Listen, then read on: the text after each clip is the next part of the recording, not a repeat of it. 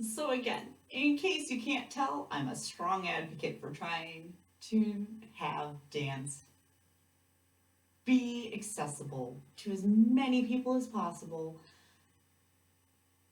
and have the ability to find themselves in the dance community.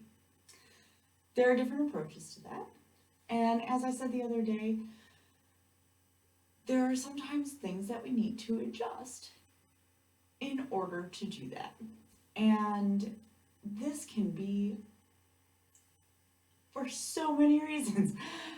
If dancers are coming back in from an injury, you need to adjust how you dance in order to safely get back into the swing of things. We've talked about that before. If you are, again, nonverbal, that does not mean that you cannot dance. It just means that we need to have a different type of communication amongst each other, from instructor or choreographer to the dancer. And there are so many ways to go about that. There are different computer programs, there are different forms of technology, there is sign language, there's a whole plethora of different ways that we can communicate. Same goes for those who may be in a wheelchair. Now, I've worked with dancers who have been permanently in a wheelchair, and those who use the wheelchair for transportation purposes and are able to stand in small doses and do certain small movements. Some need assistance when they go to stand. All of these things can be taken into consideration, and to me, if there is a will, there is a way for anyone to dance. I have held the hands of dancers before if they needed some assistance, or we've brought out the bar, or we've conveniently had canes be our prop if that's what it takes.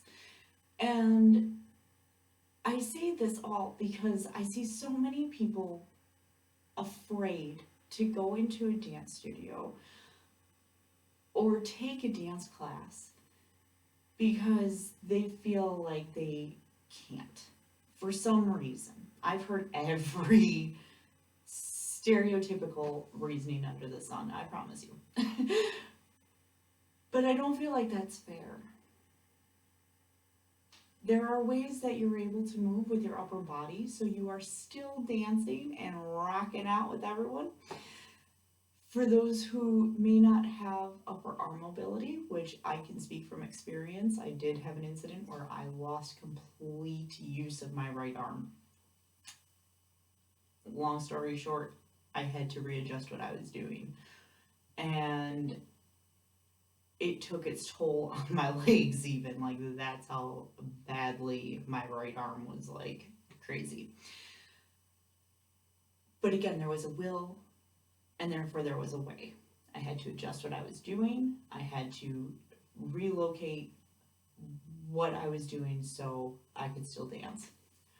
I've also worked with dancers who have had broken limbs. The doctor still gave an okay for them to keep dancing, and so we made adjustments to costumes, to the choreography, so that the show could still go on.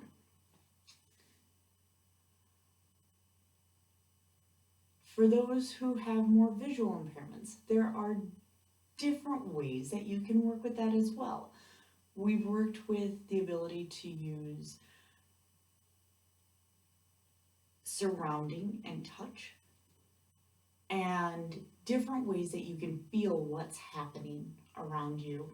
And again, each person can be different in level of needs to accommodate that. This isn't just about if there's hearing or visual or physical aspects of things. Dance can also be adjusted if you need to do so to learn moves, in which case you can adjust the movement so you can practice at a bar and gain better control.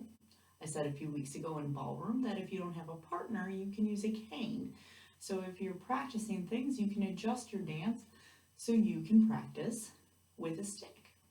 Cases like this, you would balance the cane, or you could even use a broomstick, across your arms, and you hold your arms in the same way you would for partnering, whichever partner side you are working on. So my point in all of this is, again, if there's a will, there's a way. There is no reason why someone can't dance. It's just finding how it can relate for you. And I encourage you to talk with your instructors, talk with your choreographers. If there is something that is holding you back, let them know. And if there's some way that any of us can help, most of us in the dance community want to see you dance. We want to make it work for you. And we just need to know how to do that. I've worked with dancers who have had different needs along the way in regards to how they learn. We've drawn pictures because I've had some students be more visual. I've had students be far more literal and need full paragraphs and write out every detail possible because that's the way their brain works.